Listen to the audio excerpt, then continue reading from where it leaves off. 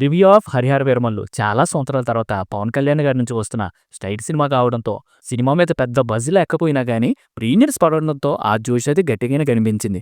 ఇక సినిమా చూసిన తర్వాత ఫస్ట్ హాఫ్‌లో యాజ్ ఇట్ ఈస్‌గా పవన్ కళ్యాణ్ గారు ఎనర్జిటిక్ పెర్ఫార్మెన్స్‌తో అయితే బాగానే పెర్ఫార్మ్ చేశారు. అలాగే కుస్తీ ఫైట్ నుంచి సినిమా గూడా ఒక రేంజ్‌లోనే వెళ్తూ ఉంటుంది. ఇదే ఫ్లోని ఇంటర్వెల్ సీన్ వరకు గూడా భలే కంటిన్యూ చేశారు.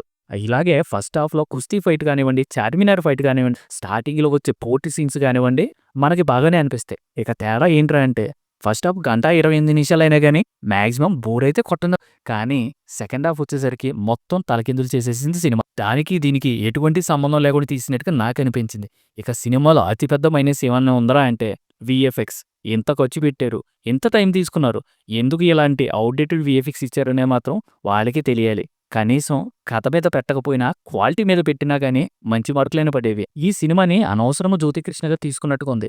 'క్రిష్' గారే చేసి ఉంటే గనక ఒక మంచి సినిమానైనా గానీ ఆయన ఖచ్చితంగా ఇచ్చుండేవారేమో. ఇది యావరేజ్ అనడానికి కూడా మనసు రావట్లేదు గానీ, హిట్ అవ్వాలని మనస్ఫూర్తిగా కోరుకున్నాం కానీ, నాకైతే సాటిస్ఫాక్షన్ ఇవ్వలేదు. ఫస్ట్ హాఫ్ ఉన్న మంచి సినిమాని సెకండ్ హాఫ్‌లో మొత్తం చెడదొబ్బేశారు. కానీ పవన్ కళ్యాణ్ గారి పెర్ఫార్మెన్స్ మాత్రం మనల్ని బాగా ఆకట్టుకుంటుంది.